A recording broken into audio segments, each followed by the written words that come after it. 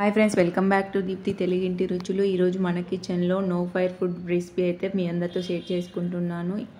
రెస్టారెంట్స్కి వెళ్ళినప్పుడు డిజర్ట్స్ అయితే ఉంటాయి కదా, అవి ఇంట్లోనే మనం చాలా తక్కువ ఇంగ్రీడియంట్స్తో సింపుల్గా వితిన్ 5 మినిట్స్లో ఎలా ప్రిపేర్ చేసుకోవాలో ఈ వీడియోలో అయితే చూపిస్తాను.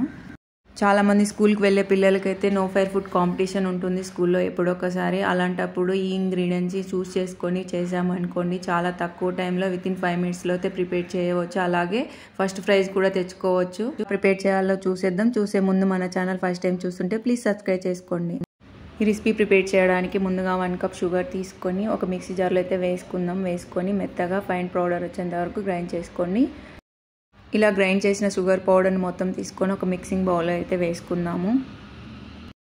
1 కప్ షుగర్కి 1 కప్ వాటర్ అయితే వేసుకుందాము. మీరు కొంచెం కావాలంటే వాటర్ని ఎక్కువగా వేసుకోవచ్చు, షుగర్ కన్సిస్టెన్సీ తక్కువగా ఉండాలనుకుంటే. మనం తీసుకున్న షుగర్కి అయితే పర్ఫెక్ట్గా వాటర్ క్వాంటిటీ 1 కప్ సరిపోతుంది. అలాగే ఇందులో 1/2 table spoon food colour, yellow food colour అయితే వేసుకుందాము. ఎల్లో ఫుడ్ కలర్ అనేది ఆప్షన్. ఒకవేళ మీరు న్యాచురల్గా చేసుకోవాలనుకుంటే ఫుడ్ కలర్ వేసుకోవాల్సిన అవసరం లేదు. ఇలా ఫుడ్ కలర్ వేసి మొత్తం ఒకసారి అయితే మిక్స్ చేసి పక్కకు ఉంచేద్దాము.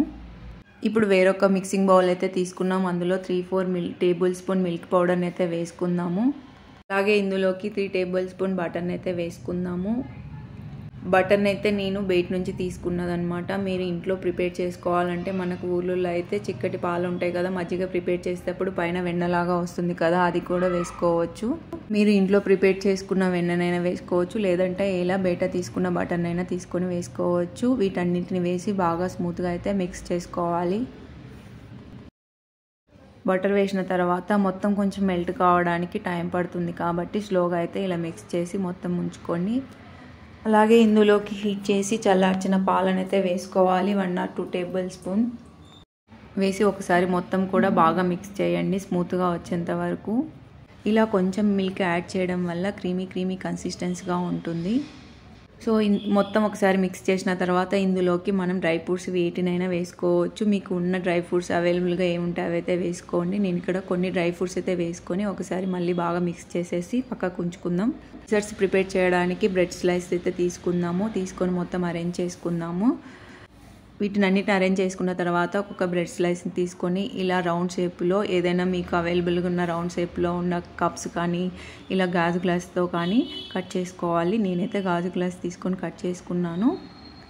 అన్ని బ్రెడ్ స్లైసెస్ను కూడా ఈ షేప్లో, రౌండ్ షేప్లో కట్ చేసుకోవాలి. కట్ చేసుకొని మనమైతే ప్రిపేర్ చేసినాం కదండి బటర్ మిక్చర్ని అంతా కూడా ఇప్పుడు ఇందులోకి అప్లై చేసేద్దాం. బ్రెడ్స్ పైన కొంచెం ఎక్కువగానే పెట్టుకోవాలి. క్రీమీ కన్సిస్టెన్సీ కొంచెం ఎక్కువగా ఉంటే టేస్ట్ మనకు తినేటప్పుడు చాలా బాగుంటుంది.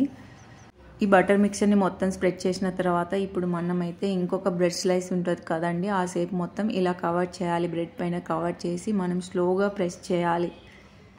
మొత్తం కూడా క్రీమీ కన్సిస్టెన్సీగా మొత్తం స్టిక్కీగా ఉండేలాగా అయితే బ్రెడ్ స్లైస్లని స్లోగా ప్రెస్ చేసుకోవాలి. ఇలా ప్రెస్ చేసిన తర్వాత మనమైతే ముందుగా అరేంజ్ చేసి ఉంచాం కదండి షుగర్ సిరప్ని. ఇప్పుడు షుగర్ సిరప్లో ఈ బ్రెడ్ స్లైసెస్ అన్నిటిని కూడా స్లోగా డిప్ చేస్తూ మొత్తం ఈ బ్రెడ్ స్లైస్ అంతా కూడా అబ్జర్వ్ చేసేంత వరకు కూడా స్లోగా ఇలా డిప్ చేసేయాలి వీడియోలో చూపించే విధంగా. డిజర్ట్స్ టేస్ట్ మొత్తం కూడా షుగర్ సిరప్లోనే ఉంటుంది. మొత్తం కూడా అబ్జర్వ్ చేసేంత వరకు డిప్ చేసేసి ఒకసారి బయటకు తీసి ఇలా స్లోగా అయితే ప్రెస్ చేసుకోవాలి. మొత్తం వాటర్ అంతా కన్సిస్టెన్సీ ఉండకుండా.